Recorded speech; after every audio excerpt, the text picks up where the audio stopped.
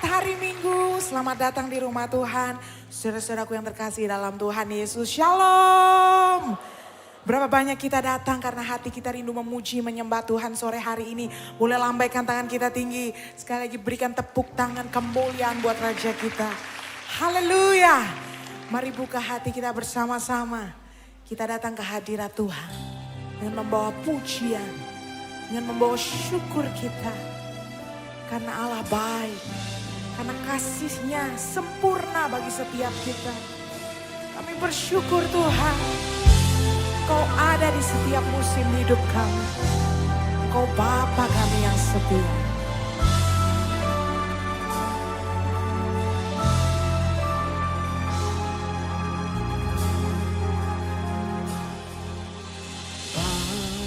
Bapa, Kau setia. Bapa, Kau mulia. Tenanglah jiwaku, aman bersamamu. Lebih dari harta, Kaulah segalanya. Tenanglah jiwaku dalam hadirat-Mu. Kau tunjukkan kasih setiamu. Kau menyediakan yang mari akui Dia setia. Oh, Engkau mulia Tuhan. Dulu, sekarang, dan selamanya. Kau tunjukkan kasih. Kau menyediakan semua yang ku perlu. Kau setia,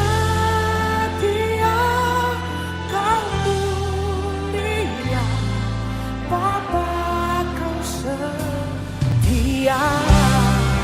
Berikan sorak-sorai bagi Bapa kita yang baik. Kasih-Mu sempurna Tuhan.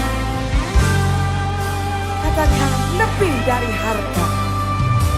Lebih dari harta.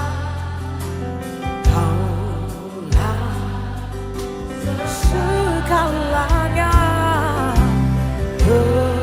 Tenanglah jiwaku dalam hadirat-Mu. Kau tunjukkan kasih. Dia menyediakan semua yang kami perlu. Yang ku perlu. Kau setia, Kau mulia, dulu, sekarang, dan selamanya. Kau tunjukkan kasih setiamu. Kau menyediakan yang ku perlu. Kau setia, Kau mulia, Bapa Kau setia. Sebab kami ada sampai dengan hari ini, itu semua karena kasih setiamu, karena perkenanan-Mu, karena anugerah-Mu dalam hidup kami Tuhan. Dengan apa kami balas kebaikan-Mu selain dengan pujian yang terbaik bagi Engkau. Bagi berdiri bersama Bapak Ibu Saudaraku. Kau tunjukkan kasih setiamu. Kau menyediakan. Mari akui Dia setia.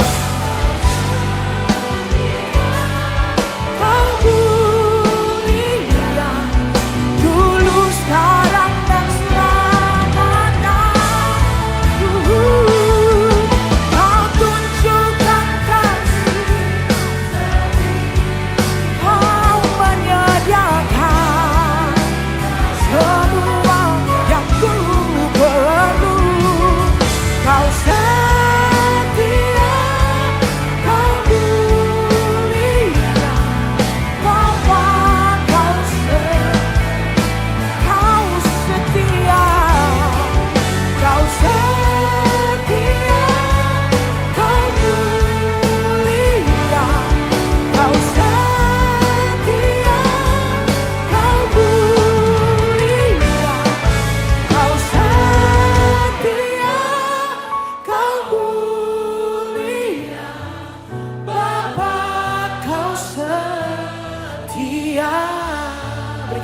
sorak-sorai.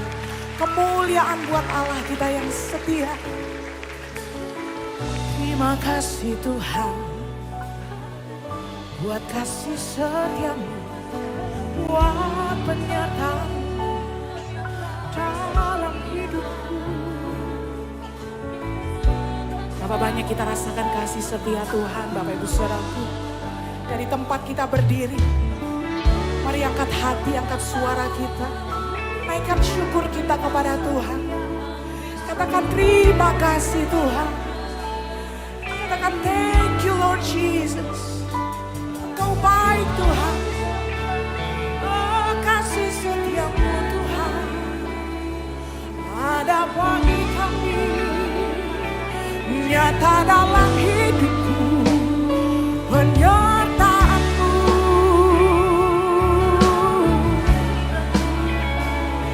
Perkenananmu.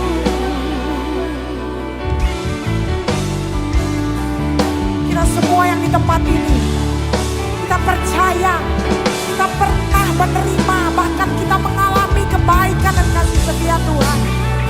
Dalam setiap hal terkecil, Dia menyertai kita, Dia memimpin langkah kita. Mari naikkan syukur kita, saudaraku. Terima kasih Tuhan, Kau baik, kasih setiamu.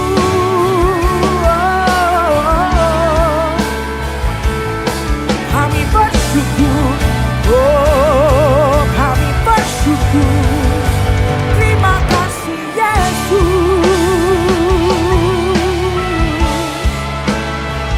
Engkau melihat setiap hati di tempat ini. Hati kami bersyukur, berterima kasih buat kebaikan-Mu, buat kesetiaan-Mu, Yesus. Oh haleluya.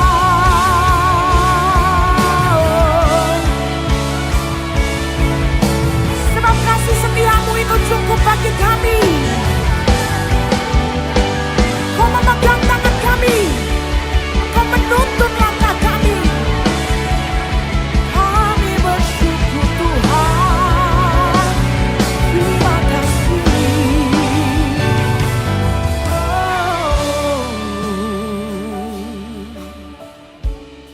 Kami percaya kami hidup hanya oleh karena kasih karunia-Mu. Kami hidup di dalam anugerah-Mu. Kami tidak takut, kami tidak khawatir. Sebab ada Allah yang memegang masa depan kami. Allah yang menyediakan rencana dan rancangan yang terbaik buat setiap kami. Terima kasih Bapa. Di dalam nama Tuhan Yesus yang siap bersuka cita bersama kita berkata, amin. Tepuk tangan yang meriah buat Tuhan kita. Haleluya. Mari bersuka cita bersama saudaraku. Tepuk tangan sama-sama. Hey!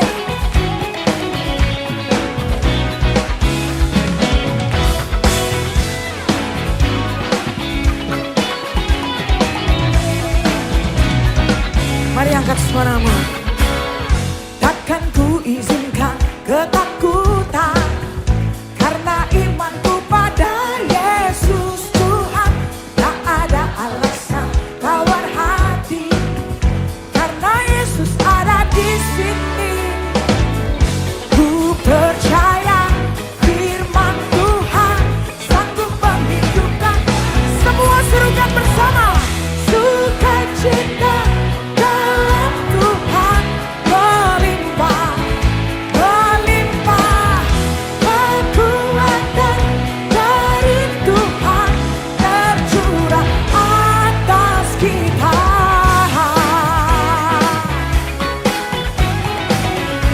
Sukacitanya melimpah. Takkan ku izinkan ketakutan, karena imanku pada Yesus Tuhan. Tak ada alasan tawar hati, karena Yesus ada di sini.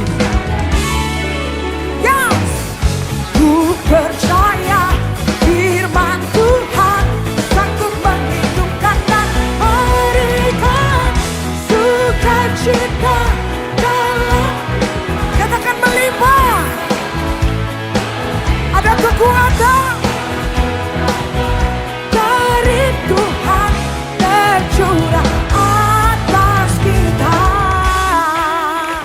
Yang menerima sukacita yang baru, tepuk tangan di atas sama-sama. Hai!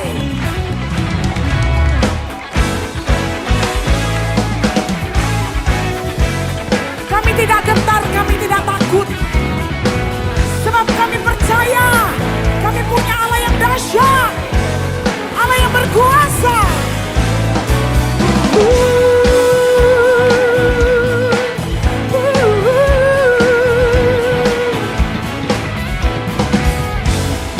Terimalah sukacita yang baru, damai sejahtera dari Tuhan kita. Katakan, sukacita dalam Tuhan melimpah. Ada kekuatan dicurahkan di atas kita, amin. Lebih kuat lagi, serukan bersama. Sukacita dalam Tuhan melimpah, melimpah. Kekuatan dari Tuhan tercurah. Sukacita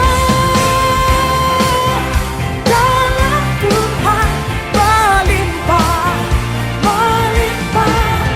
Kekuatan dari Tuhan tercurah, tercurah atas kita, tercurah atas kita.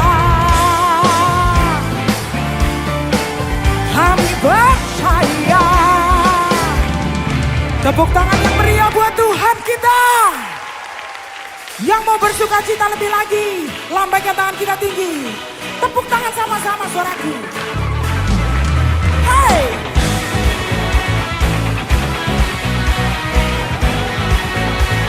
You are here, you are here.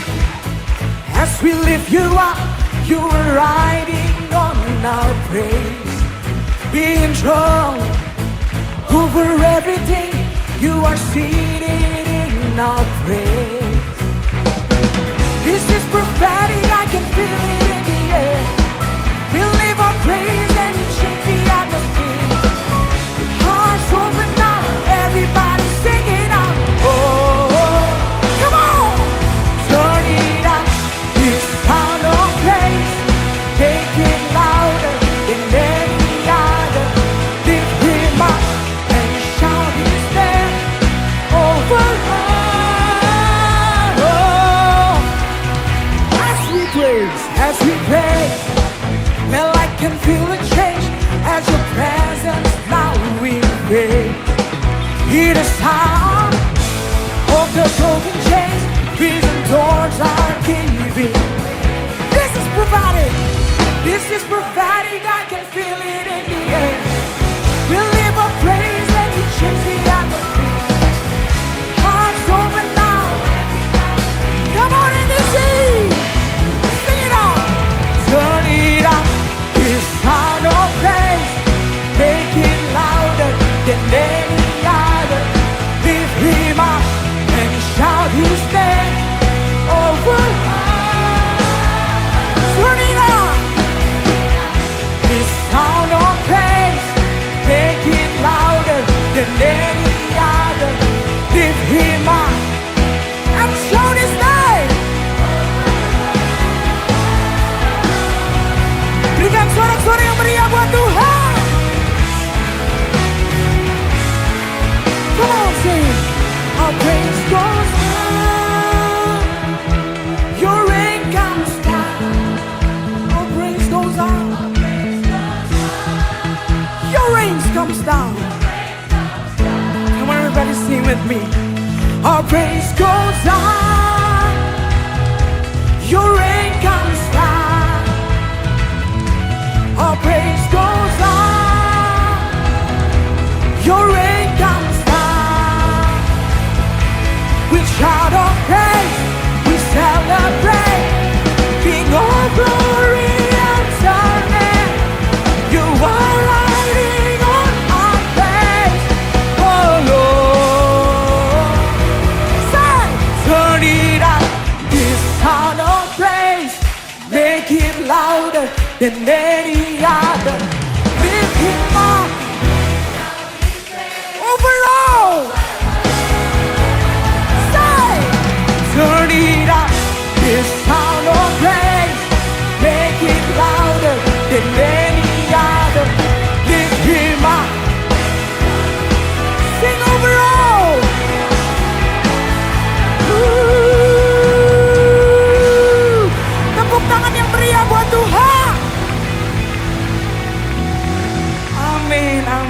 Silakan duduk kembali saudaraku yang terkasih. Shalom, saya Calvin Gunawan, senang berjumpa saudara dan berikut NDC News. Gunakan aplikasi NDC untuk mengetahui jadwal ibadah dan untuk mengikuti ibadah di NDC Central Park, saudara wajib melakukan seat booking. Ikuti Revival Night setiap Senin, Rabu, dan Jumat pukul 20 di YouTube channel NDC. Ibadah kenaikan Tuhan Yesus diadakan pada Kamis 9 Mei dengan jadwal sebagai berikut. Khusus ibadah di NDC Central Park tetap menggunakan seat booking. Renungkanlah firman Tuhan melalui Revive dan Revive Talks yang tersedia di platform media sosial dan aplikasi NDC. Persepuluhan dan persembahan dapat diberikan dengan melakukan scan kode kris NDC menggunakan beberapa aplikasi berikut ini. Dapat juga diberikan melalui kotak persembahan, melalui transfer bank ke rekening BCA, menggunakan mesin EDC BCA yang terdapat di counter, atau melalui website dan aplikasi NDC di menu Giving. Mari bawa persembahan kita kepada Tuhan dengan hati yang bersyukur. Perkembangan pembangunan NDC PIK 2. Terima kasih atas dukungan jemaat sehingga kita dapat terus membangun. Saudara dapat berpartisipasi dalam pembangunan NDC PIK 2 dalam bentuk barang atau dana.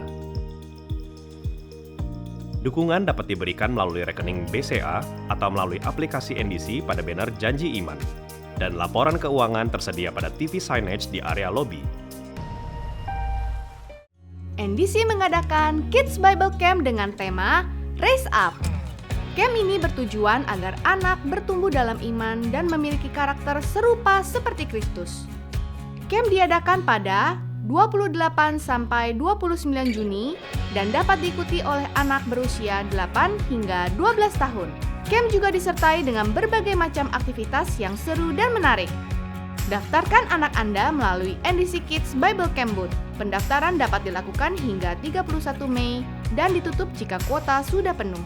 Segera daftar ya parents karena kuota terbatas. NDC Worship Live Recording Concert Able telah berlangsung dengan baik. Segala kemuliaan hanya bagi Tuhan. Our God is able.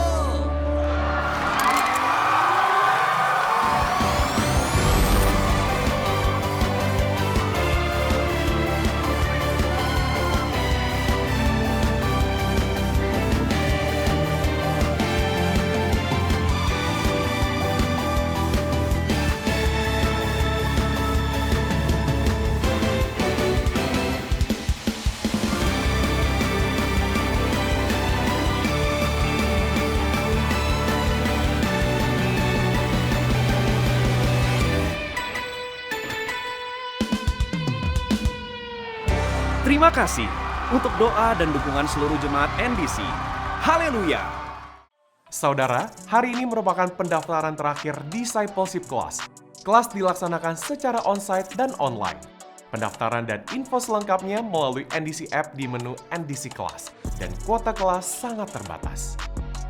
Sistem pengembalaan dan pemuritan di NDC adalah melalui CORE, Community of Revival. Kami mendorong setiap jemaat dapat bergabung ke dalam CORE dan saudara akan memiliki keluarga rohani untuk tumbuh bersama. Hubungi counter ibadah atau daftarkan diri Anda melalui aplikasi NDC di menu Join CORE. Untuk mendapatkan foto-foto ibadah di NDC, saudara dapat follow akun Instagram NDC Lenses. Berikut hotline NDC yang dapat dihubungi jika saudara membutuhkan pelayanan dari gereja. Kami segera menghubungi dan melayani saudara.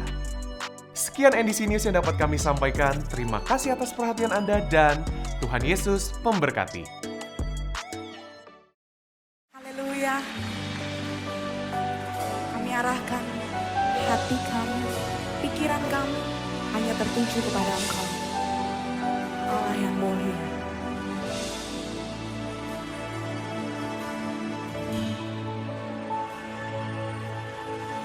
Yesus, kami puja,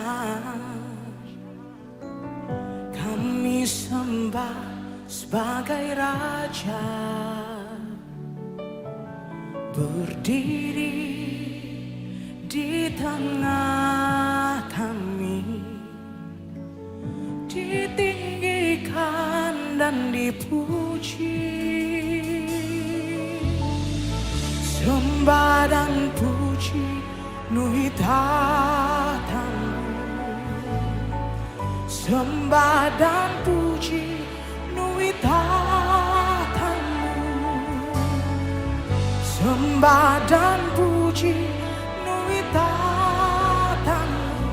Yesus Tuhan adalah Raja. Mari nyanyikan bersama. Yesus kami puja, kami sembah sebagai Raja. Berdiri di tengah kami, ditinggikan dan dipuji. Sembah dan puji penuhi tatamu.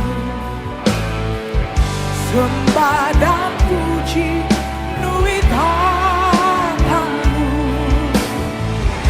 Sembah dan puji penuhi tatamu. Yesus Tuhan. Kembali saja kita bangkit berdiri bersama Bapak Ibu Saudaraku. Sembah dan puji. Sembah dan puji penuhi tatamu. Sembah dan puji penuhi tatamu. Sembah dan puji penuhi tatamu. Yesus Tuhan adalah Raja. Segala hormat, segala pujian, segala kemuliaan hanya layak bagi nama Yesus Kristus Tuhan. Biar Engkau jumpai setiap hati kami haus akan Engkau. Setiap hati kami rindu menyenangkan Engkau Tuhan. Mari angkat hati, angkat suaramu, katakan bersama. Sembah dan puji penuhi tatamu. Sembah dan puji, Engkau disanjung disembah. Sembah dan puji penuhi tatamu. Yesus Tuhan adalah. Sembah dan puji, sembah dan puji penuhi tatamu. Sembah dan puji penuhi tatamu. Sembah dan puji. Yesus adalah Raja. Yesus Tuhan adalah. Sebut namanya Yesus. Yesus Tuhan adalah Raja. Yesus Tuhan adalah Raja. Berikan sorak-sorai kemuliaan buat Raja kita. Oh, kami sembah dalam roh dan kebenaran. Kami tinggikan nama-Mu, Yesus. Kami puji nama-Mu. Mari bawa korban pujian, korban syukur kita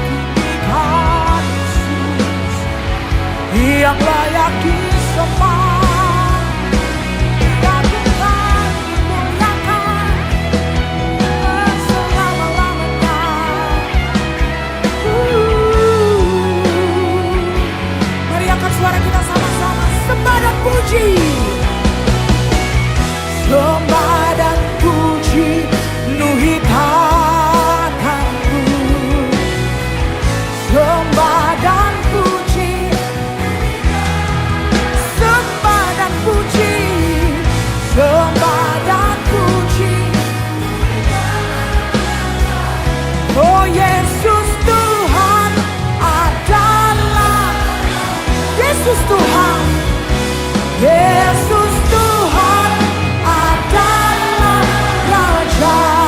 Yesus, Yesus Tuhan adalah Raja.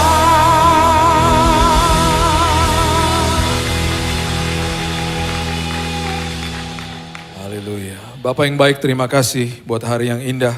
Kami percaya setiap hari kami punya pengalaman yang indah sama Tuhan. Itu sebabnya hidup kami pasti penuh kesaksian Tuhan. Kami mengucap syukur buat hidup yang sangat berharga. Dan kami juga mengucap syukur ketika kami menatap hari esok kami. Hari esok kami begitu dahsyat Tuhan. Karena Engkau telah siapkan yang terbaik untuk setiap kami. Apapun yang kami alami hari ini, apapun yang akan kami alami di masa depan. Semuanya adalah rangkaian yang indah yang Tuhan senantiasa buat untuk kami. Kami mengucap syukur, kami berterima kasih karena kami percaya bahwa firman Tuhan akan dimertrekan dalam setiap hati kami. Dan kami percaya kami dipandu oleh Roh Kudus. Kami sambut firman kebenaran hanya di dalam satu nama yang indah. Yesus Kristus Tuhan dan Juru Selamat kami. Kami berdoa dan mengucap syukur. Kita sama-sama katakan amin, amin, amin, amin, amin. Amin. Silakan duduk. Shalom. Oke. Kita buka sama-sama Matius pasal yang ke-21, ayatnya yang ke-42. Matius 21 ayat 42. Firman Tuhan katakan begini. Kata Yesus kepada mereka, belum pernahkah kamu baca dalam kitab suci, batu yang dibuang oleh tukang-tukang bangunan telah menjadi batu penjuru. Hal itu terjadi dari pihak Tuhan, suatu perbuatan ajaib di mata kita. Di dalam bulan Paskah di mana Yesus mati bagi umat manusia dan menawarkan keselamatan yang luar biasa bagi semua umat manusia, Alkitab mengatakan bahwa banyak orang yang tidak mau batu penjuru. Bahkan Yesus yang menjadi batu ini dibuang sama manusia. Ya. Berapa minggu lalu saya lihat ada sebuah Instagram, karena saya banyak ikutin Instagram anak-anak muda yang radikal buat Tuhan. Dia bertanya kepada orang-orang di jalanan di New York, dia tanya begini secara random ya, dia tanya, do you believe in Christ? Kamu percaya sama Tuhan? 85% bilang no. Bahkan ada beberapa yang marah, ngapain lo nanya sama gue? Bukan urusan lo juga. Itu terjadi di mana-mana. Orang bahkan menyuarakan isi hatinya bahwa saya tidak percaya sama Tuhan. Dan ini yang menjadi dilema bagi banyak orang saat ini. Dan mereka tidak sadar bahwa jawaban hidup mereka hanya kepada Tuhannya adalah sumber atas segala-galanya. Mereka tidak sadar bahwa Allah Elohim yang menciptakan mereka sejak awal, kita semua ini dibentuk sama Tuhan. Kalau kita tidak diteruskan pembangunan hidup kita memilih tukang bangunan yang lain untuk membangun hidup saya. Kita menjadi orang yang akhirnya gagal, hancur, bahkan hancurnya parah. Dan itu sebabnya banyak orang stres, banyak orang depresi. Karena tidak mendapatkan jawaban dalam hidupnya. Sampai kapanpun manusia mencari jawaban di tempat manapun selain Tuhan, tidak pernah akan puas. Tidak pernah akan puas. Bahkan Alkitab mulai dilecehkan, Alkitab mulai dipelintir, dimutilasi ayat-ayat. Ya, contohnya misalnya Yohanes 10 ayat 10. Aku datang supaya kamu mempunyai hidup yang berkelimpahan. Oh, dipelintir langsung. Kalau gue ikut Tuhan berarti, kalau hidup yang berkelimpahan berarti dia berbicara tentang apapun yang ada di dalam tangannya. Harta, jabatan, status, ketenaran, uang. Kemudian ketika dia tidak mendapatkan hal-hal seperti itu, dia mulai kecewa sama Tuhan. Dia mulai bargaining sama Tuhan. Dia mulai menganggap Tuhan itu dewa dalam hidupnya. Bukan sosok bapak yang punya hubungan dengan indah dengan anaknya. Dia lupa dan dia bahkan tidak mengerti fungsi saya masih hidup sampai hari ini itu apa. Ya, sejak awal kalau kita tarik sejak awal daripada awalnya ya. Kalau kita paling tidak kita mengerti fungsi dasar kenapa kita ini masih bernafas hari ini.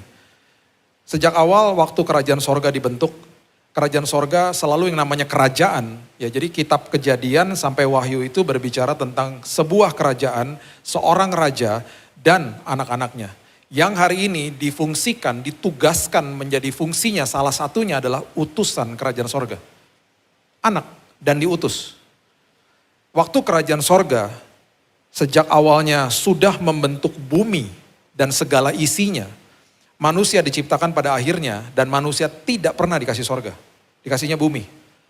Untuk supaya menjadi kingdom expansion. Ekspansi kerajaan sorga.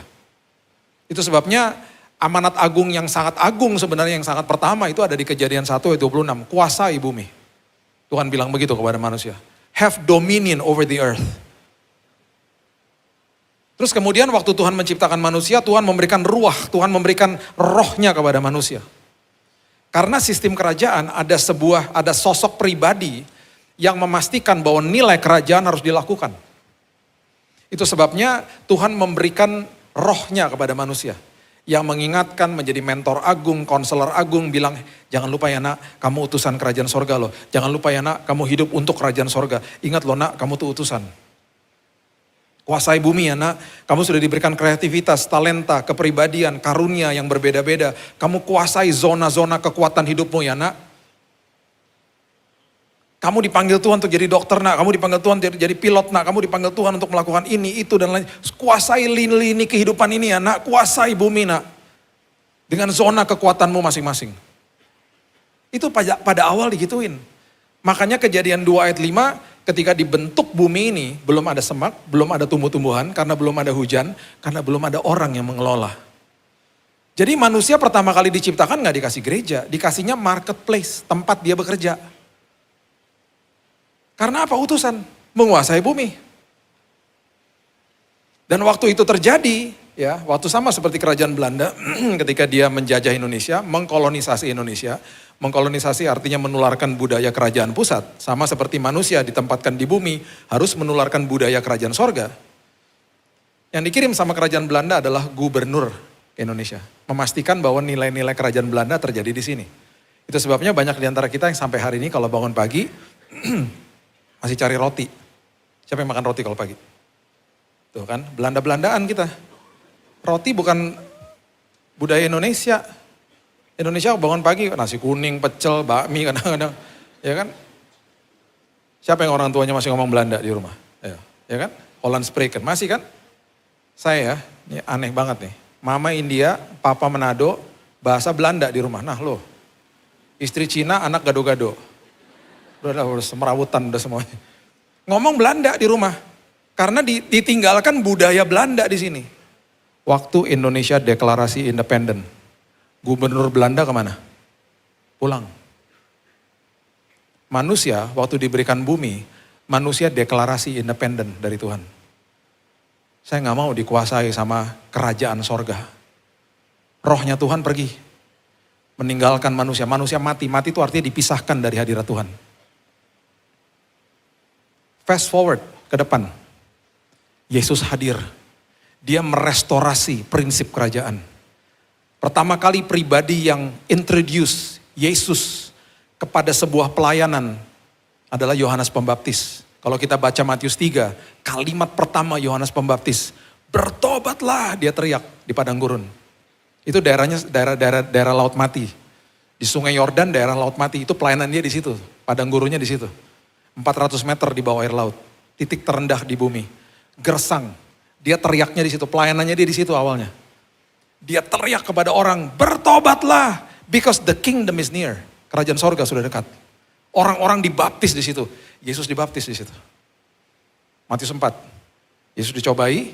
Setelah selesai dicobai, dia mulai pelayanannya dia. Kalimat pertama yang dia katakan, bertobatlah karena kerajaan Allah sudah dekat. Dia ingin apa? Merestorasi kerajaan sorga. Ketika dia mati, dia bangkit. Gubernurnya balik. Siapa? Roh Kudus. Dikembalikan ke dalam setiap kita. Yang setiap hari ngingetin kita, ingat ya nak, kerajaan sorga itu harus jadi nilai kehidupanmu. Karena kamu adalah ambasador duta besar kerajaan sorga. Duta besar Amerika ketika dikirim sama negara Amerika, yang bayar gajinya siapa? Negara Amerika. Dan kalau kita ketemu sama duta besar Amerika, dia akan melakukan semua tindak tanduknya dia, tindakan perkataan dia sesuai sama amanat negaranya. Kita lihat budaya Amerika di dia. Itu kita. Makanya Paulus menggunakan kalimat itu, you are the ambassador of Christ. Kamu adalah utusan duta besar kerajaan sorga. Itu sebabnya Yesus bilang begini. Kan semua kebutuhan kalau dikirim kan ditanggung sama negara yang kirim. Makanya Yesus bilang begini di Matius 6 ayat 31. Janganlah khawatir dan berkata. Karena kalau gitu malu-maluin. Malu-maluinnya apa? Janganlah kamu khawatir dan berkata, apakah yang akan kamu makan, minum, dan pakai. Karena semua ditanggung sama kerajaan sorga. Semuanya sudah ditanggung sama kerajaan sorga. Jadi itu prinsip hidup, itu prinsip dasar. Nah kemudian Yesus kasih tahu sama kita, salah satunya ini, jangan buang aku ya. Aku ini lagi bawa batu penjuru, aku datang mengetuk pintumu, pintu hatimu, untuk aku lanjutkan pembangunan atas hidupmu. Karena banyak manusia yang deklarasi independen, gak mau lagi dibangun sama Tuhan. Padahal aku nih Allah Elohim yang membentuk dirimu, yang tadinya gak ada jadi ada. Mazmur 139 ayat 15. Tulang-tulangku tidak terlindung bagimu. Ketika aku dijadikan di tempat yang tersembunyi. Dan aku direkam di bagian-bagian bumi. Di bagian-bagian bumi yang paling bawah. Sudah dijadikan sama Tuhan, sudah diciptakan sama Tuhan. Nah di titik tertentu, di titik sekarang ini ya. Perhatikan ini baik-baik. Ini penting banget. Di titik ini dia akan ketuk semua pintu hati manusia. Karena di titik ini ketika manusia sudah bisa mengambil keputusan, Tuhan yang memberikan kebebasan untuk memilih. Dan itu bagi saya pemberian Tuhan kepada manusia yang paling beresiko. Dan Tuhan gak pernah paksa, dia berdiri di depan pintu, dia ketuk. Dan ketika pintunya dibuka, dia bilang begini, mau gak saya terusin proses pembangunan hidupmu? Terus kita tanya, emangnya kamu siapa? Ibrani 3 ayat 4 mengatakan begini. Ibrani 3 ayat yang keempat. Sebab setiap rumah dibangun oleh seorang ahli bangunan. Tetapi ahli bangunan segala sesuatu ialah Allah. Kamu siapa? Saya ahli bangunan. I am the master builder. Biasanya kalau rumah lagi direnovasi, atau enggak terjadi sebuah pembangunan, dua pertanyaan yang paling penting ditanya sama tukangnya. Pertanyaan pertama, harganya berapa mas? Pertanyaan kedua, berapa lamanya pekerjaanmu? Ingat ya, Yesus adalah ahli bangunan. Ketika pintu dibuka, ketika dia berdialog dengan manusia, manusia akan tanya, berapa harganya kalau kamu bangun hidup saya? Tahu gak dia bilang apa? Seluruh hidupmu. Manusia bilang apa? No way, gak mau. Terus desainnya kan saya dong Tuhan. Tuhan bilang no, desainnya dari saya. Kan saya ahli bangunan. Ini kan rumah-rumah saya, ini kan hidup saya. No, hidupmu bukan punya kamu. Bahkan tubuhmu adalah baitku. Aku mau rancang sedemikian rupa, karena aku sekali lagi, aku ahli bangunan. Kalau kamu biarkan aku membangun hidupmu, kebaikan akan terjadi atas hidupmu. Kenapa aku bangun? Karena aku mau tinggal di situ. Kan bait rumahku. Manusia bilang apa? Gak mau. Orang gue biasa ngurus diri sendiri juga, gue gak perlu dikasih tahu. Itu manusia. Deklarasi independen dari Tuhan. Yang kedua, berapa lama Tuhan? Dan dia jawabannya begini, sedikit demi sedikit. Manusia bilang apa? Gak mau. Gak ada yang bisa lebih cepat. Ini semuanya adalah kisah, the backstory dari Matius pasal yang ke-7. Ketika dia mengetuk pintu rumah kita. Dan kita yang menentukan kita mau dibangun di atas batu yang dibawa sama dia. Atau didirikan di atas pasir. Coba lihat Matius pasal yang ke-7. Ayatnya yang ke-24. Firman Tuhan katakan begini. Setiap orang yang mendengar perkataanku. Setiap orang yang mendengar perkataanku. Mendengar offernya aku. Mendengar apa yang aku tawarkan dalam hidupnya. Dan melakukannya. Dan bilang yes Tuhan, aku mau Tuhan. Cause all my life it's okay. Gak apa-apa Tuhan, sedikit demi sedikit, gak apa-apa Tuhan. Ia sama dengan orang yang bijaksana yang mendirikan rumahnya di atas batu. Sebaliknya, pribadi yang satunya lagi, dia buka pintu. Ayat yang ke-26 mengatakan begini. Setiap orang yang mendengar perkataanku dan tidak melakukannya, bilang apa? No, gak mau. Ia sama dengan orang yang bodoh. Yang mendirikan rumahnya di atas pasir. Kenapa? Cepat. Pembangunannya cepat. Masalahnya yang didirikan di atas batu sama di atas pasir, dua-duanya kena badai. Dua-duanya kena hujan, dua-duanya kena banjir, dua-duanya kena angin. Hujan tekanan dari atas, banjir tekanan dari bawah, angin tekanan dari kanan, kiri, depan, belakang. Akan teruji, bangunan itu akan teruji soalnya. Dan harus diuji. Ini yang terjadi. Ayat yang ke-20, 25 mengatakan begini. Kemudian turunlah hujan, datanglah banjir, angin melanda rumah itu. Rumah apa? Rumah yang didirikan di atas batu. Rumah itu tidak rubuh. Sebab dia didirikan di atas batu. Yang bangun master builder, yang bangun ahli bangunannya soalnya. Yang satu terjadi hal yang sama, ayat yang ke-27 mengatakan begini. Turunlah hujan, datanglah banjir, angin melanda rumah itu sehingga apa? Bukan sekedar rubuh, hebatlah kerusakannya. Ini yang terjadi sama banyak orang di muka bumi ini. Yang menolak hidupnya dibangun sama Tuhan. Karena dia tidak sesuai, menurut dia tidak, yang Tuhan tawarkan tidak sesuai dengan keinginannya dia. Itu sebabnya ketika Yesus datang dan dia memberikan prinsip ini kepada Thomas yang dia tahu satu hari akan meragukan kebangkitan dia bilang begini, saya adalah jalan, kebenaran, dan hidup. Dan urutan ini gak bisa dibalik. Jalan, kebenaran, dan hidup. Banyak orang bilang begini, mau kemana jalannya? Udah, trust me, masuk aja jalan ini. Ya ujungnya sampai kemana? Saya gak bisa lihat ujungnya, gak apa-apa, udah ikut aja sama saya, percaya sama saya. Tapi kasih saya kepastian dong. Enggak, buka mata rohanimu. Berjalan dengan iman. Firman adalah pelita bukan lampu sorot. Kamu gak bisa lihat ujungnya. Jalan sama saya. I'll be with you every single steps. Udah jalan sama saya. Nanti kamu akan menemukan kebenaran dan kamu akan menghidupi kehidupan yang berkelimpahan. Sekali lagi, kelimpahan bukan uang, jabatan, status, atau ketenaran. Bukan. Kelimpahan di dalam sini. Aku yang kaya jadi miskin supaya kamu jadi kaya. Jangan dimutilasi ayat-ayat seperti itu. Saya punya 2 teman, dua-duanya ke gereja.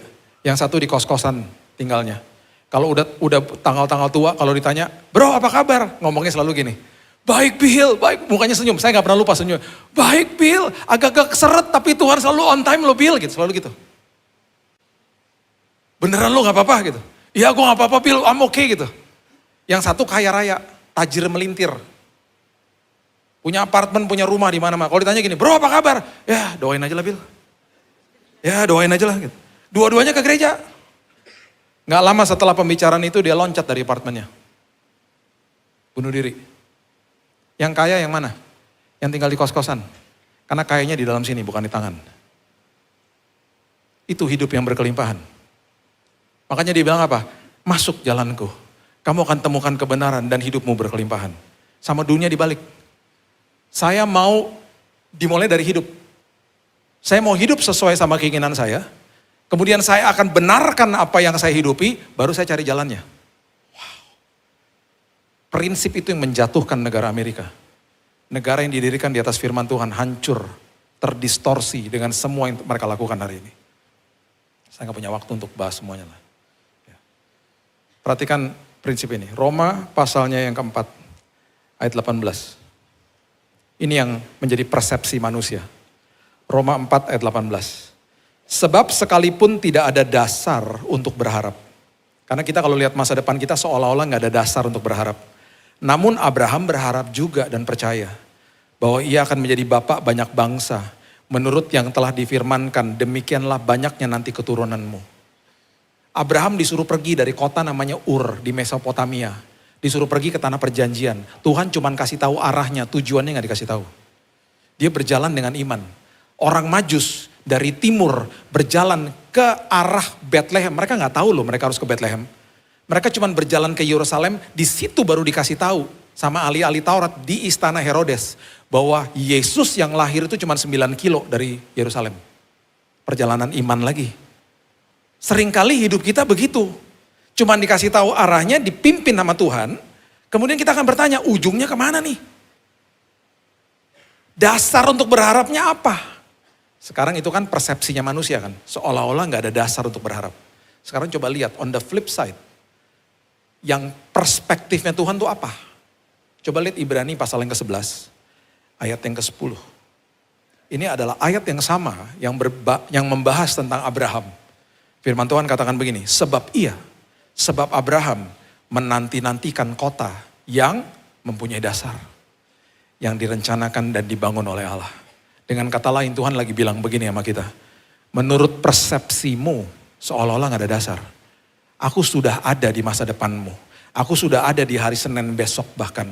Aku sudah merancangkan hari yang indah.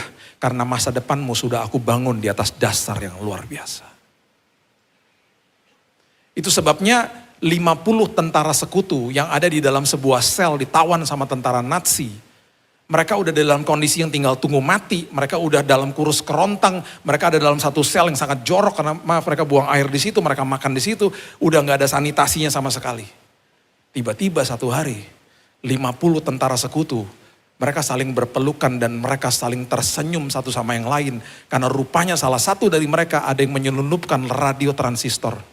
Mereka baru dengar kabar bahwa perang dunia kedua sudah selesai. Dan di berita itu dikatakan semua tahanan perang harus diperlakukan dengan baik. Karena sudah ditandatangan perjanjian, semua akan dibebaskan. Pertolongan sedang on the way.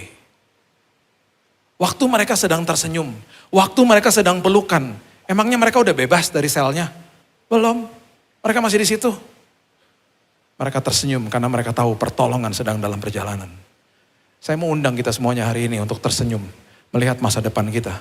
Walaupun kita masih bergumul hari ini. Walaupun kita masih sakit hari ini. Tersenyumlah. Percayalah bahwa kesembuhan, pemulihan, mujizat sedang dalam perjalanan. Sedang on the way menuju kepada hidup kita. Karena itu yang Tuhan lihat, masa depanmu sudah aku tanggung penuh. Ulangan pasal yang ke-7 ayat yang ke-22. Ini yang Tuhan katakan, kalau aku bangun hidupmu sedikit demi sedikit. Ini lihat. Ini merupakan ayat-ayat metafor. Jadi apa yang terjadi secara fisik, ini sebenarnya terjadi secara rohani pada hari ini. Jadi katakan begini, Tuhan Allahmu akan menghalau bangsa-bangsa ini dari hadapanmu sedikit demi sedikit. Engkau tidak boleh membinasakan mereka dengan segera, supaya jangan binatang hutan menjadi terlalu banyak melebihi engkau. Maksudnya apa? Gini, Tuhan lagi kasih tahu bangsa Israel, musuhmu sudah aku serahkan ke dalam tanganmu. Sekarang caramu menumpas mereka sedikit demi sedikit. Kalau sekaligus, kalau dengan segera, mau cepat-cepat, prosesnya mau cepat-cepat, yang terjadi adalah bangkai daripada musuh-musuhmu akan berhantaran di mana-mana. Itu akan menimbulkan sebuah pancingan kepada binatang-binatang buas ini akan keluar dari persembunyian mereka.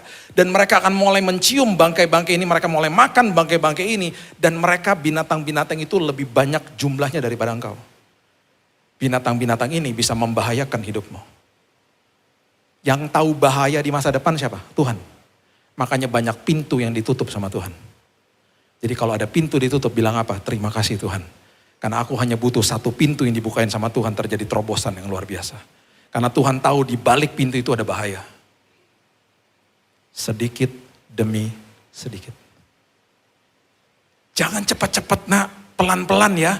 Kalau kamu tumpas mereka pelan-pelan, kamu punya waktu untuk menguburkan mereka. Binatang buas gak akan keluar, kamunya aman. Makanya ya kalau lagi dibangun sama Tuhan, banyak orang berteriak, lama bener sih Tuhan. Siap-siap kita akan dibawa tinggi sama Tuhan. Karena kalau cepat-cepat, nanti fondasinya gak beres. Ketika nanti ada angin, ada cobaan, kitanya rontok. Ketika ada pujian, kita jadi sombong. Gitu loh. Kalau karakter tahan uji di bawah dan akarnya kuat, ketika menjulang tinggi kitanya kuat. Makanya Paulus bilang begini di Roma 5 ayat 1-5, nanti baca di rumah. Akan ada yang namanya masalah hidup. Dia katakan dengan bahasa dia kesengsaraan. Itu kesempatan bagi kita untuk belajar tekun. Tekun adalah artinya bertahan secara sabar. Sedikit demi sedikit. Kalau kamu bertahan sedikit demi sedikit, ikutin proses aku di dalam proses pembangunan. Yang akan kamu lakukan, yang akan menimbulkan buah dalam hidupmu, kamu akan tahan uji. Tahan uji apanya? Karakternya. Dan kamu akan memiliki pengharapan yang tidak pernah mengecewakan di dalam aku. Makanya membangun fondasi itu mahal harganya. MRT lebih mahal pembangunannya daripada LRT. Orang Jakarta harusnya ngangguk-ngangguk, tahu ngerti ya maksud saya. Saya hotbain ini beberapa minggu lalu di luar kota, mereka gini. Apaan tuh MRT, LRT? MRT di bawah tanah, LRT di atas. Tahu dong ya, masa baru tahu hari ini? Oh gitu ya, oh beda ya. Yang warnanya merah tuh di Kuningan tuh LRT, dia panjang jadi kereta. MRT tuh sekarang lihat fase keduanya mau dibangun sampai ke Ancol. Lama banget kan? Di bawah tanah soalnya, harganya mahal. Lihat gedung Autograph Tower, dekatnya Grand Indonesia, yang gedung tertinggi di Indonesia.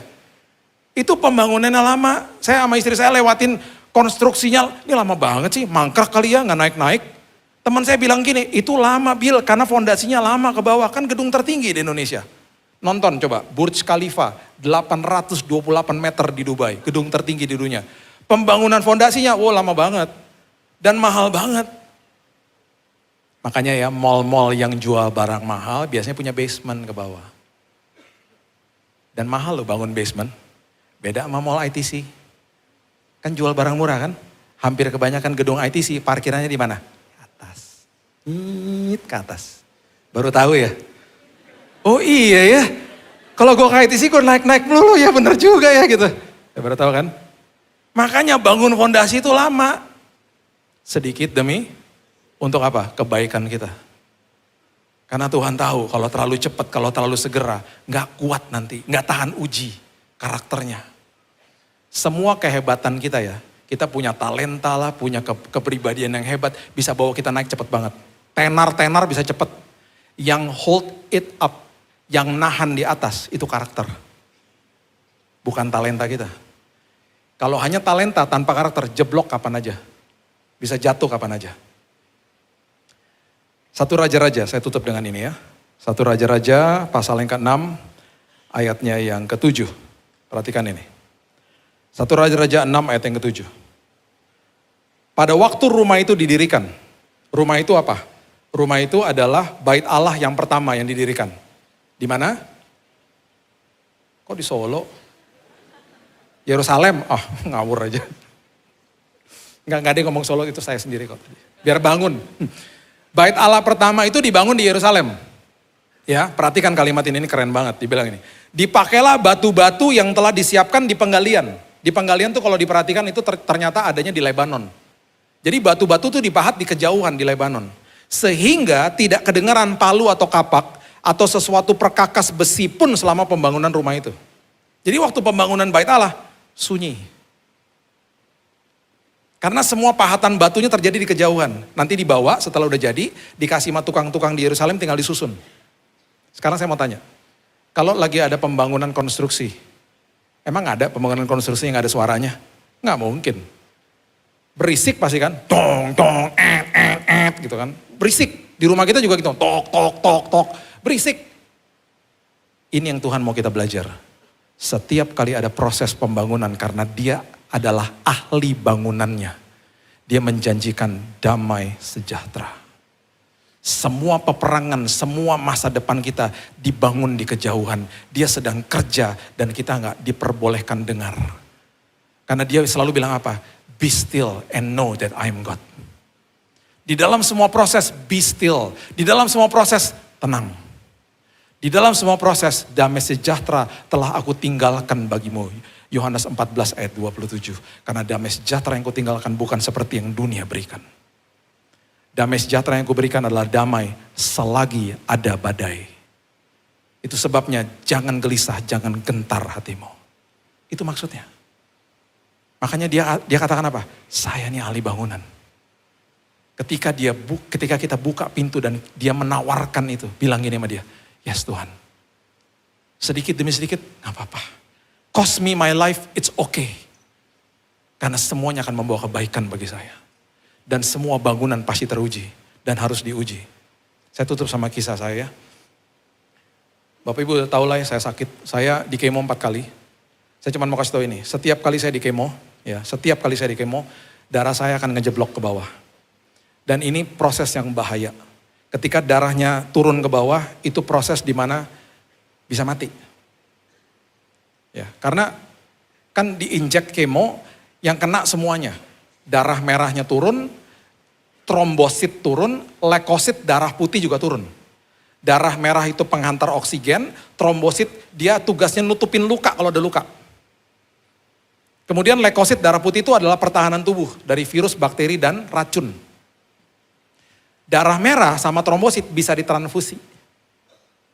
Makanya suka lihat ya ada kantong-kantong merah gitu, transfusi darah, dimasukin darahnya bocor, transfusi lagi. Saya udah 60 kantong masuk ke tubuh saya. Jadi kalau satu hari tiba-tiba ketemu saya nggak bisa bahasa Indonesia, tiba-tiba saya ngomong bahasa Jerman, berarti ada darah orang Jerman masuk ke saya. Mungkin, saya nggak tahu. Enggak lah, saya doain kan semuanya. Kalau trombosit itu kantongnya warnanya kuning, bukan merah. Saya kan iseng ya orangnya. Saya lagi sakit aja saya selalu iseng. Saya bawaannya emang begitu. Flip side-nya Billy Lantang kalau di rumah ngisengin semua orang. Bercandain semua orang. Jadi teman saya datang. Kalau darah merah kan kantongnya dia tahu. Itu transfusi darah merah, Bil. Iya. Ini yang kuning apaan tuh? Orange juice. Orange juice. Iya. Masuk ke darah. Iya. Biar segar. Wah, boleh. Oh gitu. Gue baru tahu, Bil. Yang bener loh. Iya. Besok gue ada order yang lain-lain. Jus-jus semua gue masukin ke darah. Jus apel, jus nanas besok. Oh gitu. Ada yang saya lupa kasih tahu, ada yang saya ingat saya kasih tahu, enggak bercanda. Ada yang saya lupa, sampai hari ini dia masih ingat. Itu beneran kan dia bilang orange juice masuk ke darah. Setiap kali itu terjadi, saya dalam kondisi yang kritis. Kalau leukosit itu nggak bisa ditransfusi, darah putih itu harus disuntik. Satu suntikan 11 juta. Saya komplain dong, suster nggak ada yang lebih murah. Ada sih Pak, 3,5 juta. Ya itu aja dong, jangan yang mahal-mahal. Ya tapi yang 3,5 juta itu harus 4 kali suntik. Ya lebih mahal dong kalau gitu. Ya makanya kita kasih yang ini aja Pak, udah satu aja. Foto dulu. Gak pernah disuntik 11 juta. Udah ya, ngedrop ya. Ini kalau saya lagi ngedrop tuh begini. Panas naik dari atas, dari bawah kaki. Panasnya ya. Panas sampai ke sini 41 derajat. Karena virus bakteri udah merajalela di dalam sini. Karena leukositnya nggak ada, 0 udah. Darah putihnya 0. Sampai ke atas ini, mata saya putih ke atas. Kejang-kejang, 40-41 derajat, pingsan. Itu terjadi. Itu kalau penanganan yang nggak benar, udah meninggal tuh. Masuk ICU, koma, bisa meninggal. Oke?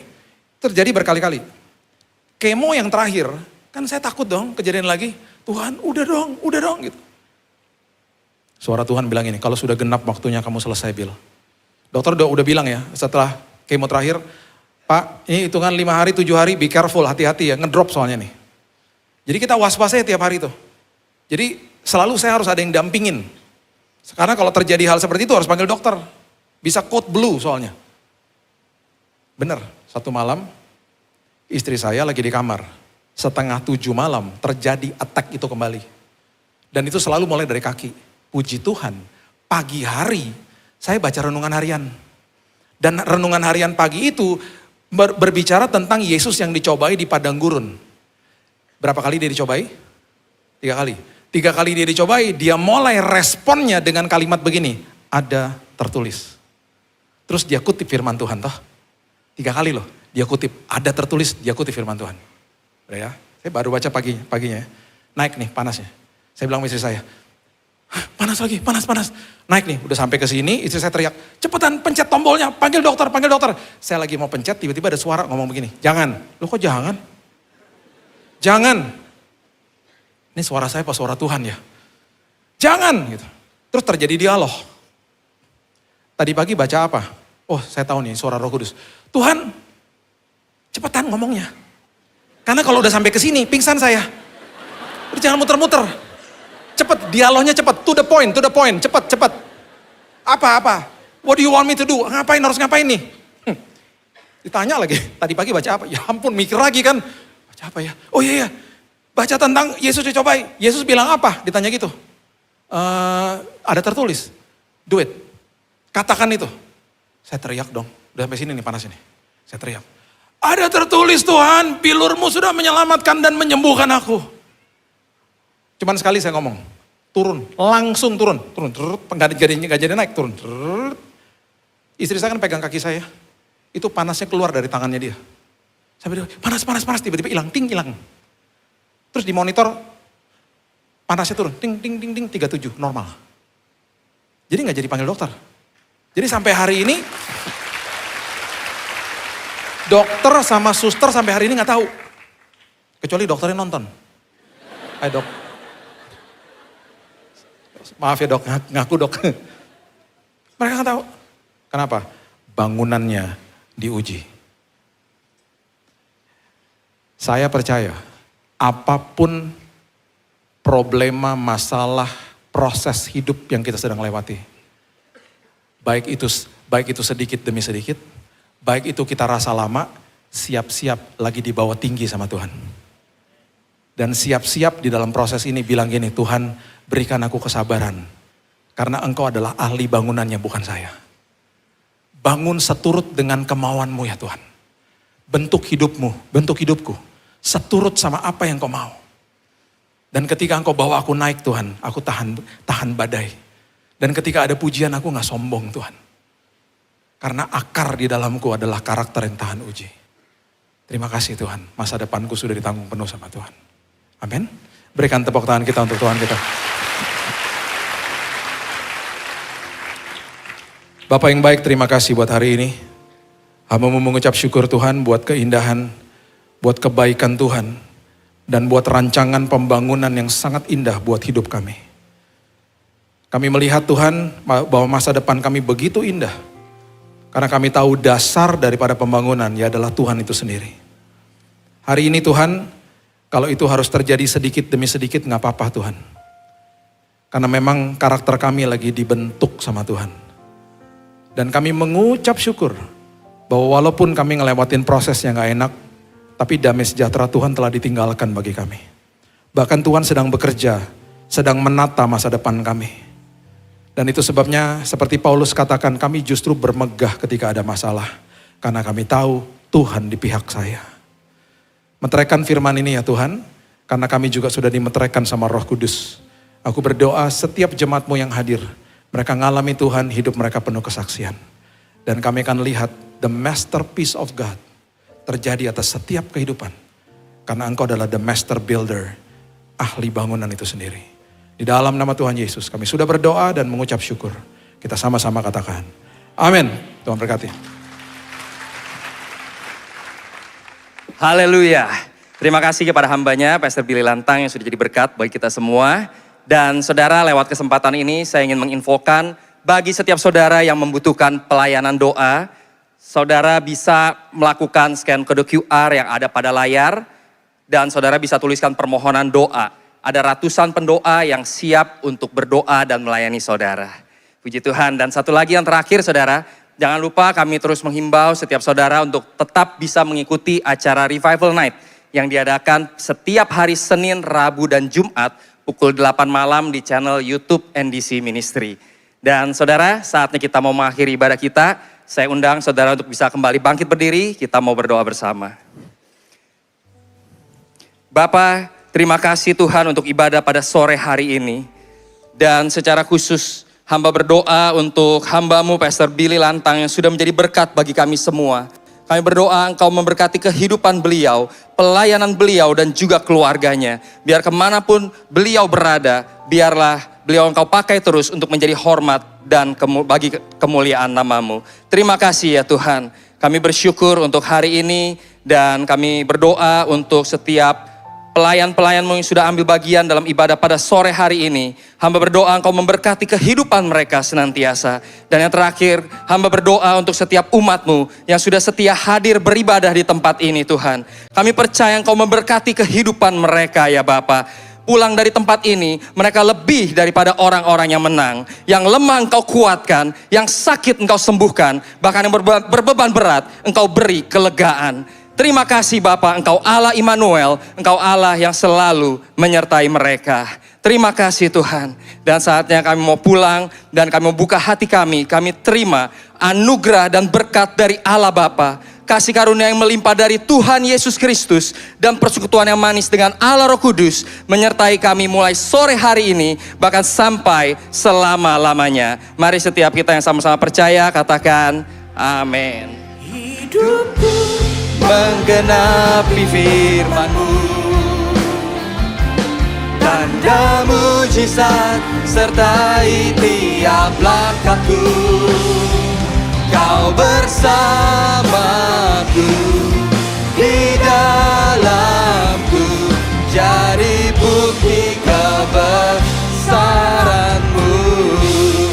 Happy Sunday. God bless you all.